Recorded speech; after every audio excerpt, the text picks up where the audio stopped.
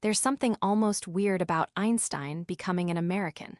Like he didn't quite fit anywhere, really, but especially not in the country that would eventually claim him as one of its own. He was this German-Jewish physicist who'd already revolutionized our understanding of the universe, already become world famous, already spent decades in Europe dealing with academia and politics and the rise of fascism. And then in his 50s, he ended up in Princeton, New Jersey, of all places. Just this quiet college town where he'd spend the rest of his life walking around in wrinkled clothes and no socks, thinking about things most people couldn't begin to comprehend. It wasn't the ending anyone would have predicted for him, but it turned out to be exactly where he needed to be. He arrived in America in 1933, and it wasn't really by choice. He'd been visiting the United States when Hitler came to power in Germany, and Einstein, who was Jewish and outspoken, knew immediately he couldn't go back. The Nazis had already been targeting him, calling his work Jewish physics, raiding his apartment, seizing his bank accounts. They burned his books, put a bounty on his head. So he stayed in America, took a position at the newly formed Institute for Advanced Study in Princeton, and that was that. He'd left behind his homeland, his first marriage that had already fallen apart years earlier, his academic life in Berlin. At 54, he was starting over. The thing is, by the time Einstein got to America, he'd already done the work that made him Einstein. Special relativity in 1905, general relativity in 1915, the photoelectric effect that would win him the Nobel Prize. He'd already shattered Newton's understanding of space and time, already proposed that energy and mass were interchangeable, already predicted things like black holes and gravitational waves that wouldn't be confirmed until decades after his death. He was past his peak in terms of revolutionary breakthroughs, and he knew it. Everyone knew it. But that didn't stop him from working. He spent the rest of his life, almost 22 more years, trying to develop a unified field theory. He wanted to find a single framework that would explain all the forces of nature, gravity and electromagnetism, and eventually the nuclear forces we were just discovering. It was an impossible task, or at least it was with the tools and knowledge available at the time. And Einstein never cracked it. He died without finding his unified theory, and the physics community had largely moved on from his approach decades before that. That's the tragedy of his American years, in a way. He'd been the revolutionary, the guy who saw things no one else could see, who thought in ways that broke all the rules. But by the 1930s and 40s, physics had moved into quantum mechanics, and Einstein hated it. He understood it, sure, could work through the math as well as anyone, but he rejected its fundamental premise. This idea that reality at the smallest scales was probabilistic, uncertain, that you couldn't know everything about a particle's position and momentum simultaneously. He thought that was absurd, that it had to be incomplete. God doesn't play dice with the universe, he famously said. Except it turned out God does, or at least the universe does, and Einstein spent his later years arguing against the very revolution he'd helped start. The younger physicists, the Niels Bohrs and Werner Heisenbergs and their disciples, they respected Einstein enormously. He was still Einstein, still the towering figure of 20th century physics, but they also thought he was wrong, that he'd become too rigid, too attached to a deterministic view of reality that quantum mechanics had proven inadequate. And there's something sad about that. The guy who taught everyone to question their assumptions, to think beyond the accepted framework, had become the one clinging to his own assumptions while the field moved past him. But his American years weren't just about failed physics theories. They were also about Einstein becoming a different kind of public figure. In Europe, he'd been famous, sure, but mostly within scientific and intellectual circles. In America, especially after World War II, he became something else. An icon, a symbol, the embodiment of genius itself. His face became recognizable to everyone, that wild hair and sad eyes, the rumpled sweater. He was on magazine covers, in newsreels, quoted in newspapers. People who couldn't explain relativity or quantum mechanics still knew who Einstein was, still saw him as representing something important about human intelligence and imagination. He didn't particularly enjoy the celebrity. He'd never been comfortable with attention, preferred to work quietly, think deeply, avoid the circus. But he also recognized that his fame gave him a platform, and he used it. He spoke out against nuclear weapons, even though his own letter to President Roosevelt in 1939 had helped convince the administration to start the Manhattan Project.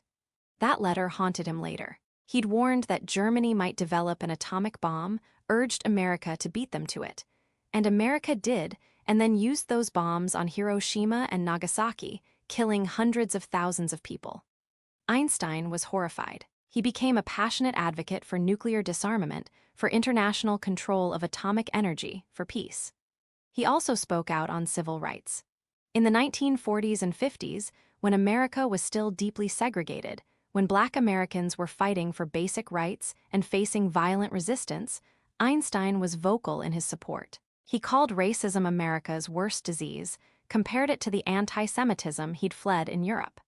He joined the NAACP, corresponded with W.E.B. Du Bois, refused to speak at segregated venues. When Marian Anderson, the famous Black opera singer, came to Princeton to perform and was refused accommodation at the local hotel, Einstein invited her to stay at his house. He didn't just talk about equality, he acted on it in ways that made him unpopular with some of his neighbors.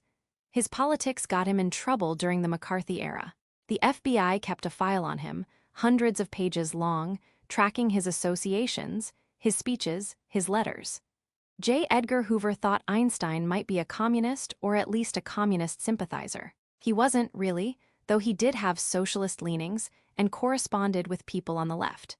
But Einstein had lived through the rise of fascism, had seen what happened when governments became paranoid and authoritarian. He hated that impulse wherever he saw it, whether in Nazi Germany or McCarthy's America. He spoke out against the loyalty oaths and the witch hunts, defended people who were being targeted.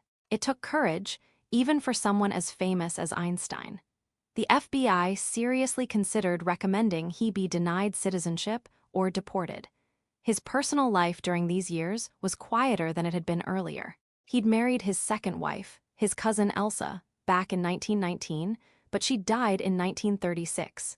He never remarried after that.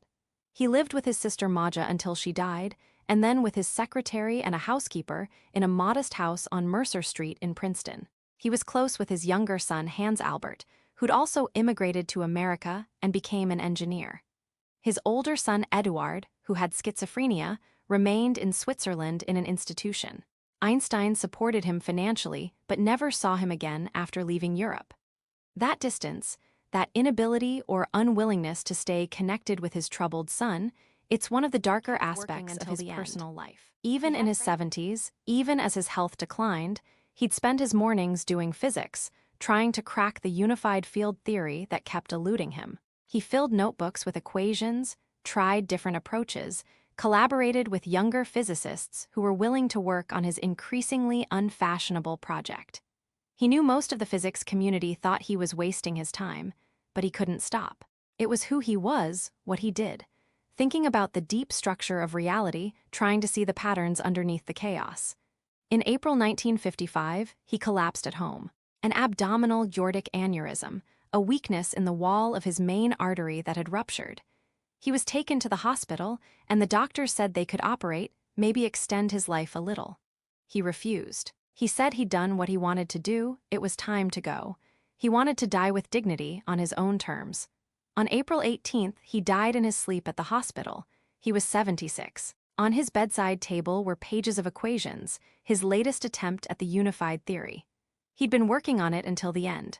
The hospital performed an autopsy without permission from his family, and the pathologist stole Einstein's brain. Just took it, preserved it, kept it for decades, supposedly to study it and figure out what made Einstein's brain different. It was a violation, macabre and disrespectful, but it happened. And researchers did study sections of that brain for years, looking for structural differences that might explain his genius. They found some unusual features, more glial cells in certain areas, unusual patterns in the parietal lobes. Whether any of that meant anything, whether genius can be located in brain structure, that's still debated. What's interesting about Einstein's American years is that they complicate the narrative of genius. We want genius to be this pure thing, this person who's always right, always ahead of everyone else. And Einstein was that for a while. But then he wasn't. He clung to ideas that turned out to be wrong, pursued a theory that went nowhere, argued against a framework that proved to be correct. Does that diminish his earlier achievements? Of course not. Relativity is still foundational, still one of the greatest intellectual achievements in human history, but it does make him human. He thought differently, absolutely. That was his gift. He could imagine riding alongside a beam of light, could visualize what would happen if you fell in an elevator, could see patterns in nature that no one else saw. He had this incredible ability to do thought experiments, to strip away the complicated math and just think about what must be true. What would it look like? What would you see? And from those simple questions, he derived theories that changed everything. But he also got stuck. He became convinced that reality had to be deterministic, that there had to be hidden variables underlying quantum mechanics, that God had to play by certain rules. And when the evidence didn't support that, when experiments kept confirming quantum mechanics and showing that the universe really was probabilistic at its core, he couldn't let go. He kept arguing, kept trying to find flaws in the theory, kept insisting there had to be another explanation. That's not thinking differently anymore, that's just being stubborn. Maybe that's the real lesson of his American years. Thinking differently is amazing when you're right, when you see something everyone else missed. But it can also trap you when you hold on to an idea too tightly, when you can't adapt to new evidence. The same quality that made Einstein revolutionary, his willingness to question everything, eventually made him conservative when he started questioning the new revolution that was happening around him. His legacy from those years isn't really about the physics he did or didn't accomplish. It's about something bigger. He became this figure who represented possibility, who showed that a patent clerk with no academic position could rewrite the laws of physics, who showed that imagination mattered as much as math, that intuition could lead you places rigorous logic couldn't.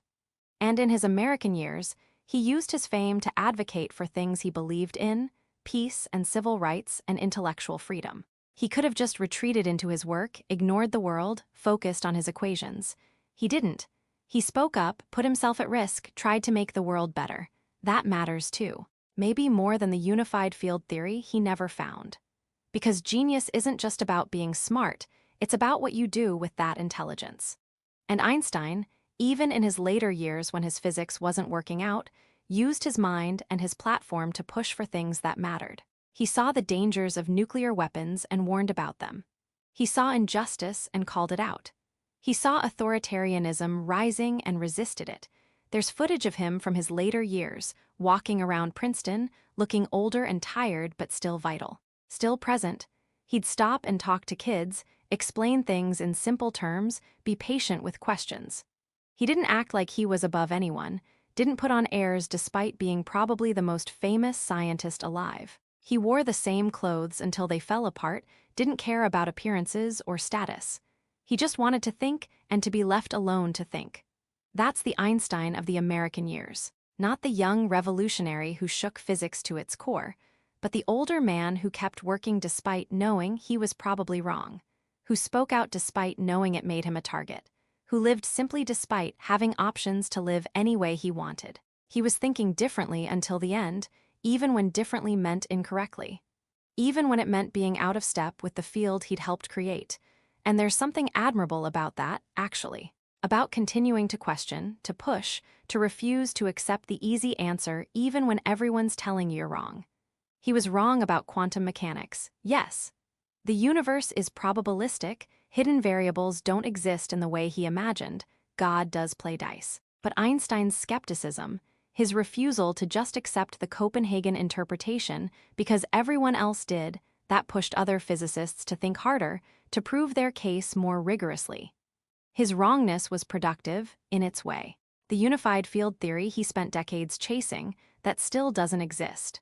We have the Standard Model, which unifies 3 of the 4 fundamental forces, and we have general relativity for gravity, but they don't fit together cleanly. Physicists are still working on it, string theory and loop quantum gravity and other approaches. Einstein's specific method didn't work, but his goal, his intuition that there should be some deeper unity, that's still driving theoretical physics. He just died before the tools existed to really explore it properly. So what do we take from Einstein's American years? Maybe that genius doesn't mean being right all the time. That thinking differently sometimes leads you astray. that even the smartest people can get stuck on wrong ideas. But also that persistence matters, that asking big questions matters even when you don't find the answers, that using your platform for good matters as much as your technical achievements. He came to America as a refugee fleeing persecution, already famous, but also displaced and uncertain. He spent 2 decades in this college town that couldn't have been more different from Berlin or Prague or Zurich, the cosmopolitan European cities where he'd done his best work. And he never quite fit, never quite became American in the way immigrants sometimes do. He kept his accent, his European sensibilities, his outsider perspective. But he also embraced what America could be, the freedom and the possibility and the idealism, even when America failed to live up to those ideals. When he died, the world mourned. Not just physicists, everyone. Because he'd become more than a scientist, he'd become a symbol of human intelligence, of what we're capable of when we really think, really question, really try to understand the universe we're part of. His theories had proven that reality was stranger,